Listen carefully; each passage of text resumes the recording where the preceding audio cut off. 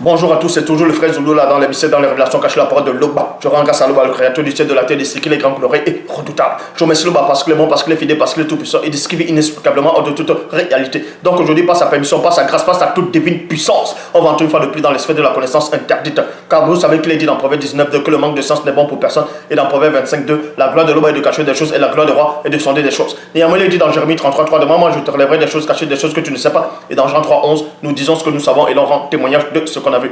Donc récemment, vous avez vu la haute connaissance qui est en train de se verser, qui est en train de se déverser dans les réseaux sociaux par rapport aux enseignements que je donne. Et ça, je sais que ça édifie beaucoup de gens, puisqu'on voit même des commentaires. Et beaucoup d'âmes sont en train de se libérer de la fausse doctrine, des fausses religions dites révélées, donc de ce faux JC aux yeux bleus, dont beaucoup de ceux qui n'ont pas de substance sont de s'accrocher, mais inutilement. Parce que là, la marche, elle a commencé. La libération pour le peuple noir, premièrement, a commencé. Et ensuite, tous ceux qui rejettent la justice, tous ceux qui aiment la vérité aussi. C'est aussi les libérations, les délivrances. Et je dis encore, aucune force, aucune puissance, aucune volonté ne va arrêter cette marche-là. C'est l'heure du réveil. Je dis bien, l'heure du réveil a sonné. Donc, les prophéties ont annoncé cela.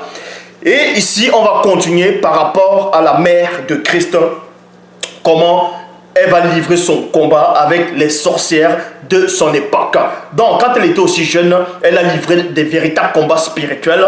Et avec sa cousine Kakane, elles étaient à deux avec d'autres personnes pour lutter. Donc ici, on va vous expliquer, on va vous envoyer, on va vous ramener dans l'histoire. On va vous ramener dans l'histoire de vos ancêtres, l'histoire de vos aïeux, avant que les colons ne viennent tout trafiquer pour vous faire croire que vous n'aviez pas d'histoire. Or ici, on va vous ramener, on va vous plonger dans l'histoire. Donc accrochez-vous pour les âmes sensibles.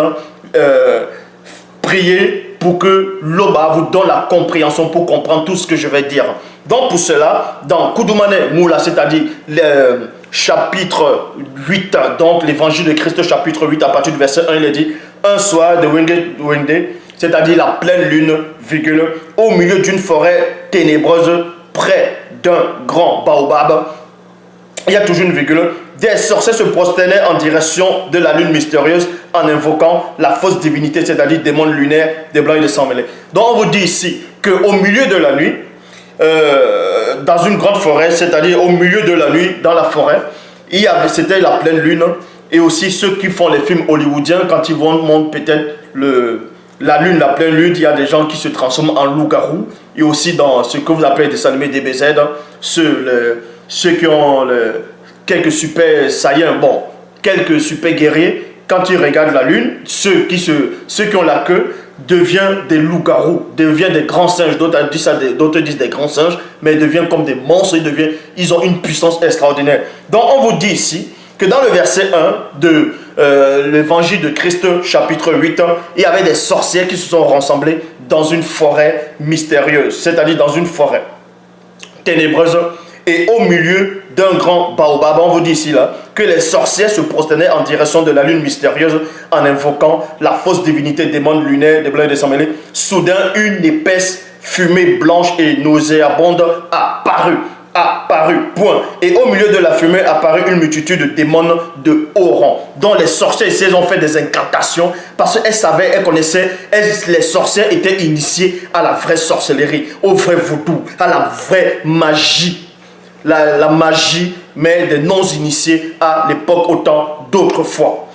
Or ici, ce qu'on dit des sorciers, ce sont des plaisantins. Je dis bien, ce sont des plaisantins. Mais ici, vous apprenez ici, quand vous dites soudain, une épaisse fumée blanche et nauséabonde apparut au milieu de la fumée. Et au milieu de la fumée apparut une multitude de démons de haut rang. Sept démons entrèrent dans les corps de ces sorcières par une porte ouverte, afin de prendre possession d'elles. Donc les sorcières ici, elles se sont laissées volontairement posséder afin d'avoir encore plus de puissance. Est-ce que vous comprenez? Donc pour avoir encore plus de puissance, afin d'aller combattre Eyume, la future mère de Christ, et de combattre Kakane, la future mère de Jean le Baptiste. Donc celui que vous appelez Jean-Baptiste dans les Bibles actuelles classiques, mais son vrai nom c'est Jongwane.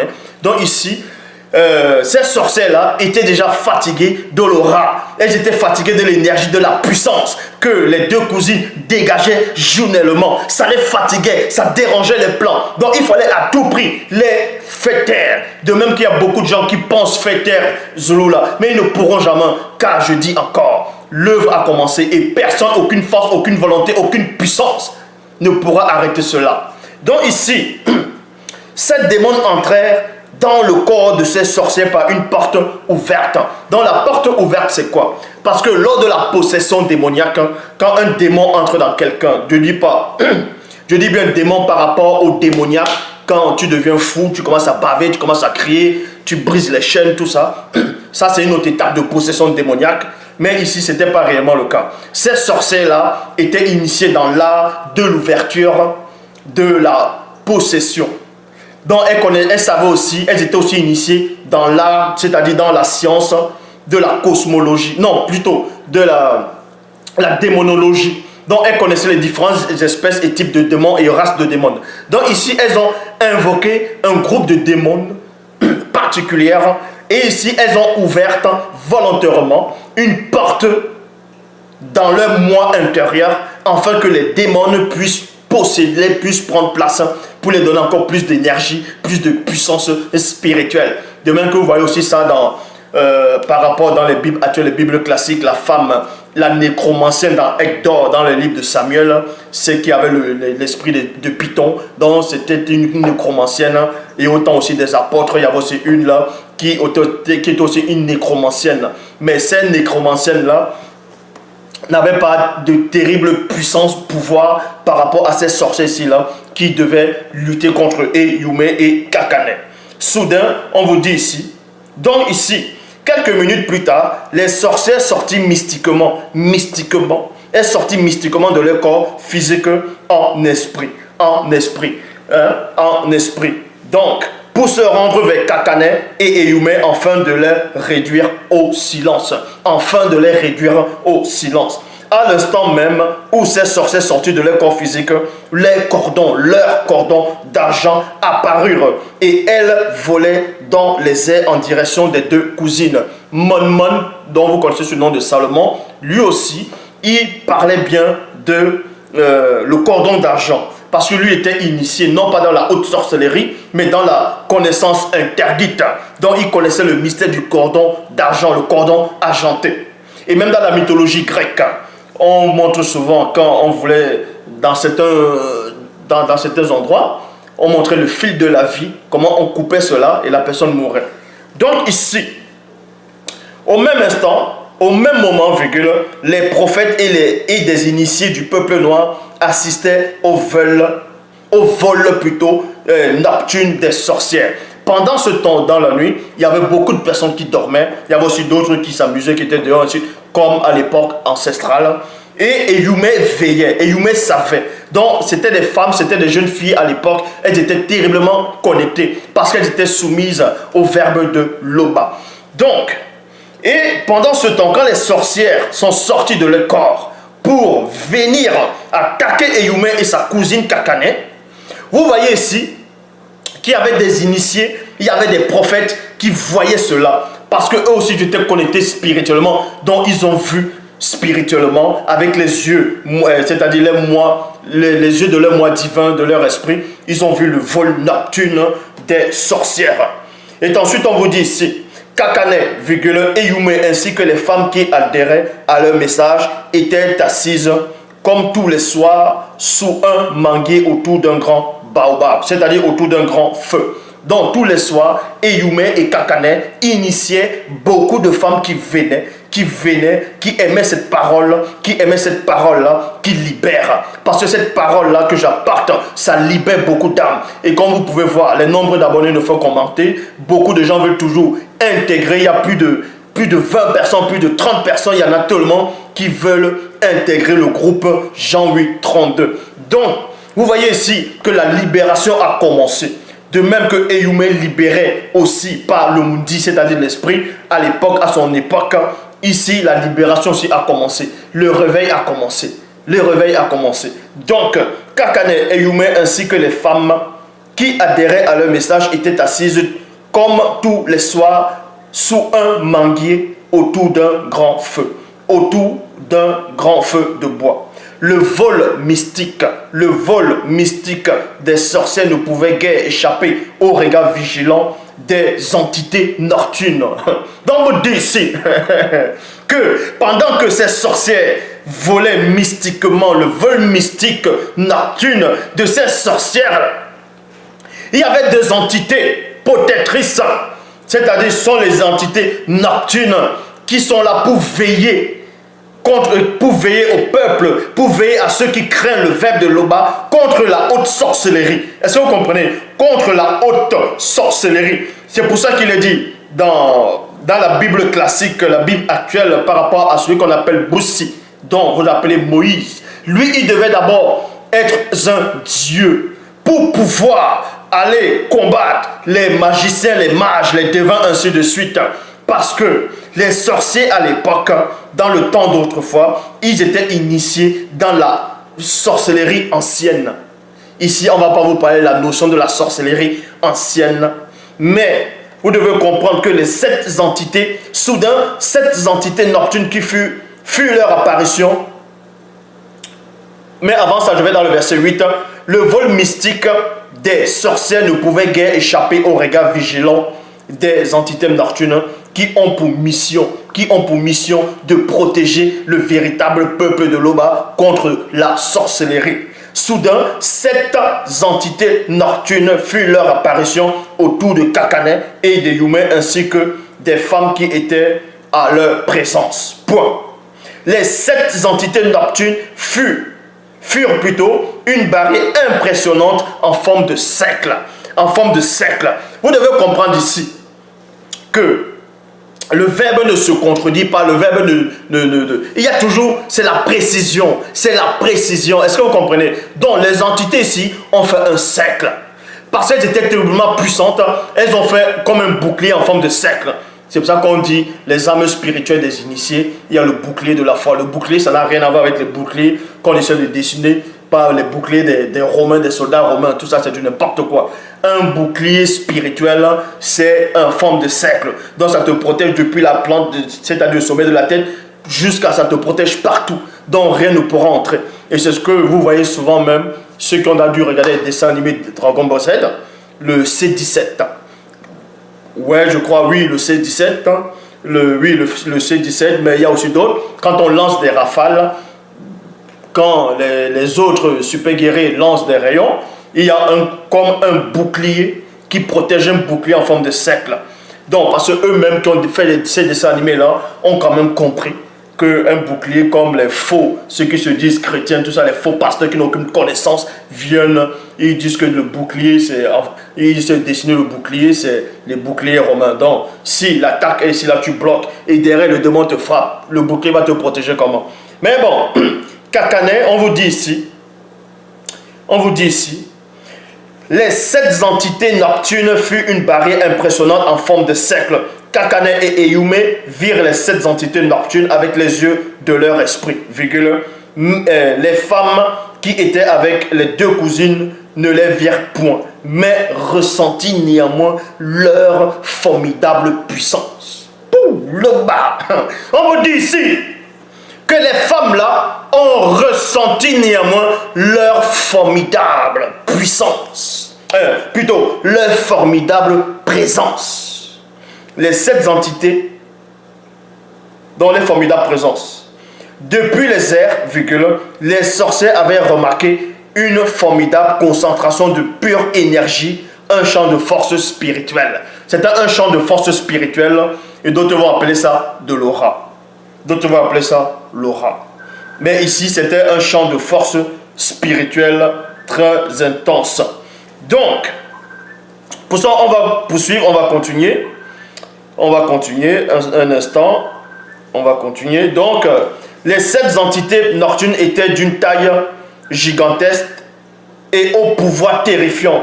Tous les yeux, depuis la plante de leurs pieds jusqu'au sommet de leur tête, étaient incandescents et avaient toute une taille, une ressemblance identique à l'homme noir. Les forces les forces et pouvoirs spirituels qui émanaient des 7 entités nocturnes surpassaient tout entendement dans le visible. Tout entendement dans le visible. Les sorciers pouvaient voir de loin la formidable puissance lumineuse qui entourait les 2 cousines et les femmes qui étaient avec elles.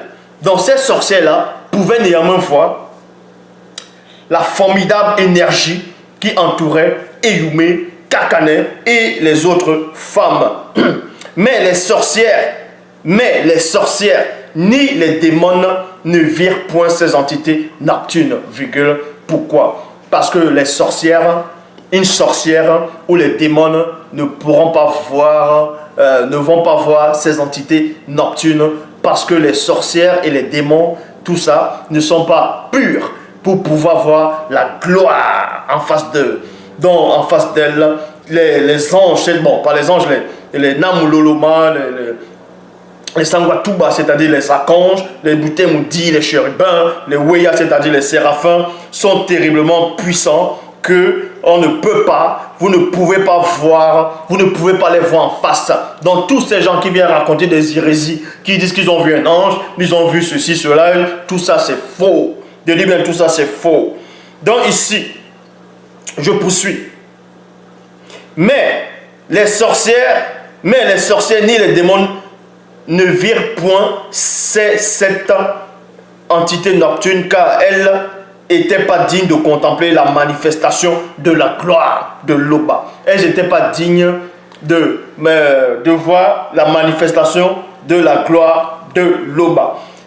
Ainsi, celui ou celle qui n'est point agréable au verbe de Loba ne peut voir les entités spirituelles du grand ordre des choses, à l'exception des Namuloloma Mungulane, c'est-à-dire anges déchus, qui peuvent voir les entités rester au service de Loba. Quoique Namuloloma Mungulane, anges déchus, ils restent néanmoins des êtres spirituels. Il n'y a que les anges déchus qui peuvent voir les autres anges, parce que néanmoins, c'était aussi des êtres spirituels.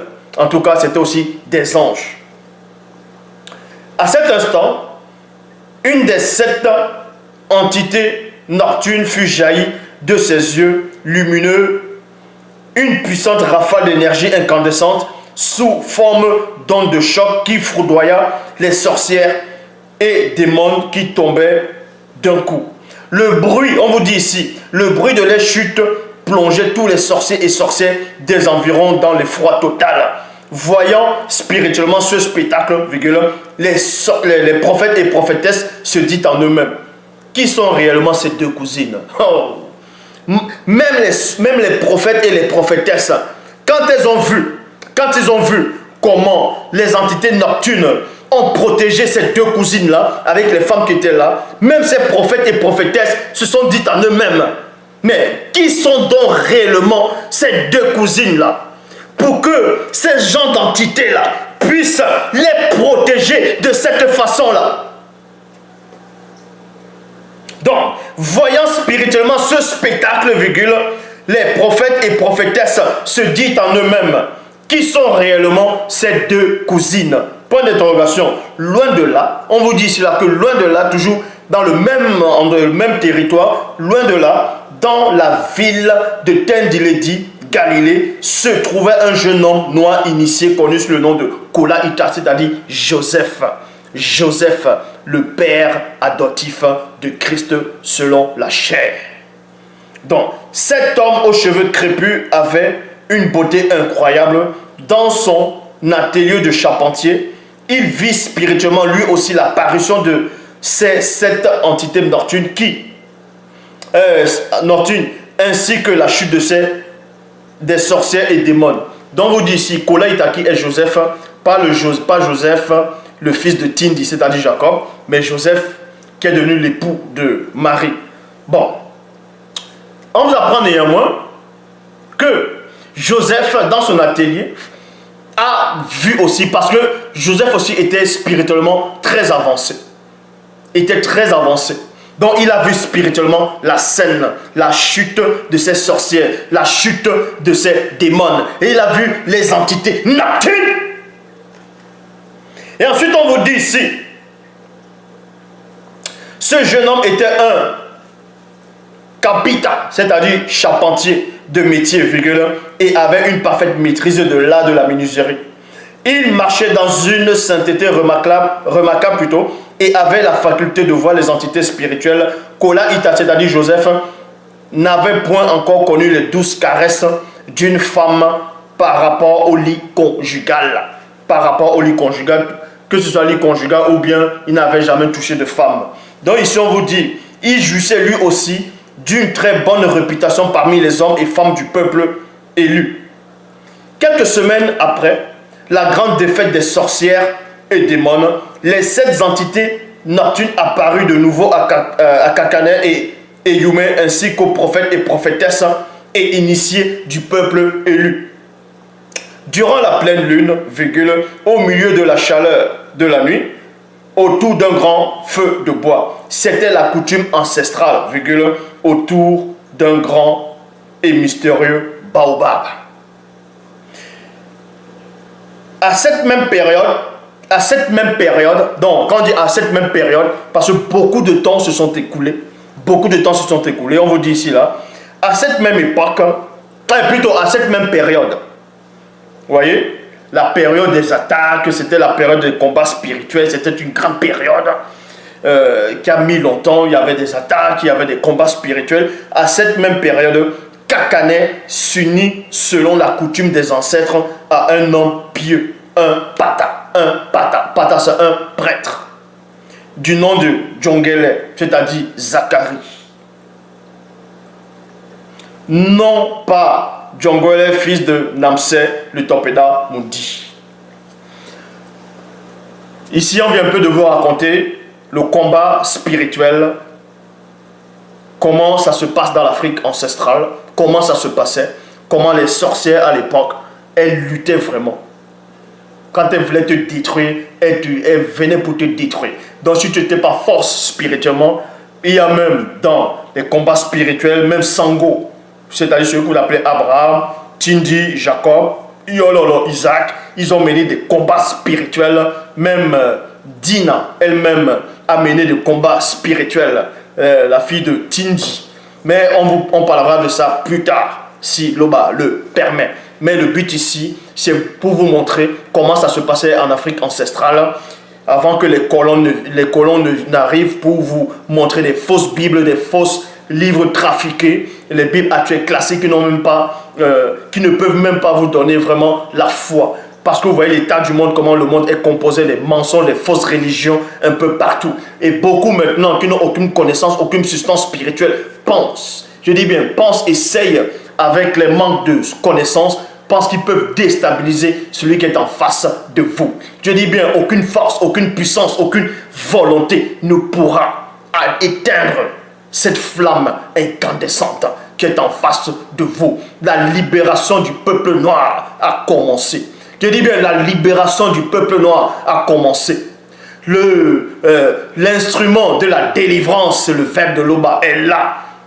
L'instrument de délivrance du verbe de Loba est là. Et la source est en train de verser cette eau-là, cette eau vive-là. Dans toi qui es là, bois de cette eau-là. Bois de cette eau. Donc, maintenant, Eyumé, dans Kudumane Moula, chapitre 9, dans l'évangile toujours de Christ, chapitre 9, là maintenant, c'est Eyumé à l'âge, c'est-à-dire Marie, mère de Christ, à l'âge de 17 ans, et sa rencontre avec Joseph. Donc, Kola Ita, sa rencontre avec Joseph. 2 ans après ces événements, Eyumé, à l'âge de 17 ans, accompagné de sa sœur et de ses parents, quitta la région montagneuse de la ville de Soma et retourna dans la ville de Tindiledi. Quelques mois après son retour, elle descendit à la rivière antique dans l'après-midi, puis pour y attraper quelques crevettes. Donc, elle lança 3 petites corbeilles dans la rivière et alla s'appuyer sur un papayer afin de contempler le paysage en attendant que les 3 corbeilles se remplissent. Donc, elle était déjà sous les papayers. Pour beaucoup de personnes qui connaissent le papayer, d'autres vont dire non, ça vient de tel pays, ça vient de tout ça là. Tout ça c'est faux. Tout vient d'Afrique. Je dis bien tout vient de Wassé. Donc ici, non loin de l'endroit où se trouvait Ehumé, survint Kola Ita le charpentier qui venait couper de gros morceaux de bois avec une machette pour son métier de charpentier, accompagné d'une très belle charrue tirée par trois bœufs bien gras. 3 bœufs bien gras. Donc, à l'instant où leurs yeux se croisaient, c'était comme s'ils se connaissaient depuis toujours. Donc, vous dites ici, à l'instant où Ehumé, la future mère de Christ, a rencontré Kola Ita, quand les yeux se sont rencontrés, Kola Ita, c'est-à-dire Joseph, son futur époux, qui n'est pas le père biologique de Christ, c'est son père adoptif, physique. Quand les yeux se sont rencontrés, c'est comme s'ils se connaissaient depuis toujours. Bon, ici, dans ce monde actuel, vous appelez ça coup de foudre. Donc, ça veut dire quoi? C'est le coup de foudre qui vient, boum, ça vous frappe et puis vous... Mais bon.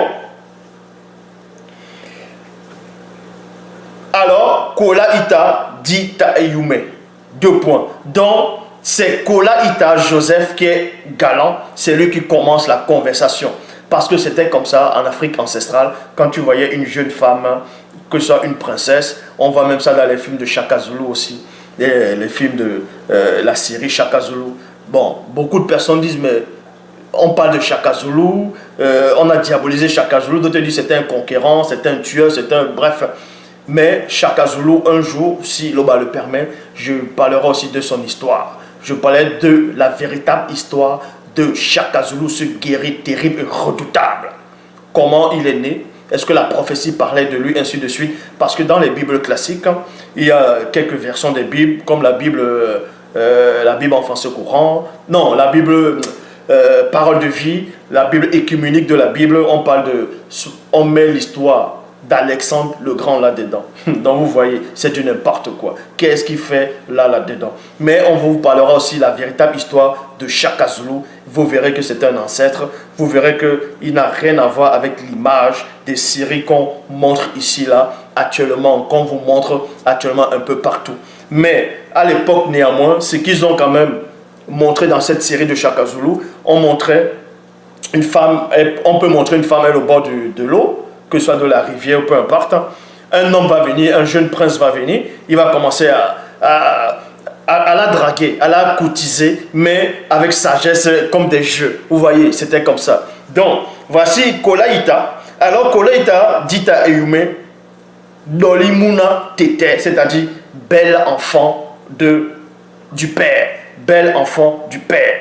Dès le moment où je t'ai vu en vision, parce que Kola, il t'avait déjà vu Ehumé en vision avant même qu'il se voie physiquement. Parce que Ehumé ne pouvait pas prendre n'importe quelle femme dans le visible. Non, plutôt n'importe quel homme dans le visible. Vous voyez? Donc, dès le moment où je t'ai vu en vision, virgule, il y a eu comme une flèche qui me transperça le cœur. Et à partir de ce jour, tu es devenu l'étoile de mes nuits et le soleil de mes journées. Et j'ai eu une grande affection pour toi. L'amour qui se dégage de ton être tout entier me foudroie. Laisse-moi te dire, oh Ehumé, que je t'aime profondément.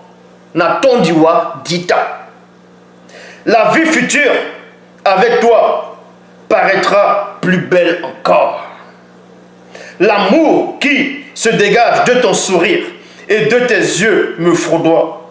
Car ta douce gentillesse et ta délicatesse ne me laissent pas insensible. Je suis touché en plein cœur par la force de la grâce qui se dégage de toi. La tendresse de tes yeux et la beauté de ton sourire me font chavirer dans un monde de bonheur et de plaisir infini. Natondiwa Ka, qui veut dire je t'aime tellement. D'autres vont dire je t'aime beaucoup. Ehumé fut profondément ému et émerveillé par les doux propos de Kola Ita à son égard, ainsi que par sa simplicité. Donc vous dit, la suite poursuit et vous dit ceci. Ehumé, voilà, elle se dit en elle-même. Elle se dit en elle-même. Donc avant que Yume parle, elle est prudente néanmoins. Mais elle dit maintenant au fond d'elle, on va vous donner la pensée, ce qu'elle dit à l'intérieur. Elle se dit au fond d'elle-même, sur mon lit, virgule, au long de la nuit, dans une vision divine, j'ai vu cet homme entouré de plusieurs entités qui s'avançaient vers moi et me demandaient en mariage. Et aussitôt, mes êtres se sont émus pour lui et j'ai accepté sa demande. Et j'ai accepté sa demande, car mon cœur avait déjà ouvert la porte à sa personne. Et Yume ouvrit la bouche. Donc il fallait que les trois êtres de Yume puissent d'abord être d'accord aussi. Et Yume ouvrit la bouche et dit, ainsi donc, tu es celui que mon cœur a approuvé en ce monde. Ainsi donc, tu es celui que mon cœur a approuvé en ce monde. Kolaïta dit à Yume, deux points, que tes pieds sont beaux dans tes sandales tressées en plantes rigides de papyrus. Muna Loba. Les contours de tes hanches sont l'œuvre de l'entité en charge des naissances et l'entité en charge de l'introduction dans le visible. Tu es belle, Yume, que tu es belle. Tes yeux dans ton âme, sont incroyablement perçants derrière le mystère de ton voile, c'est-à-dire de ton visage physique.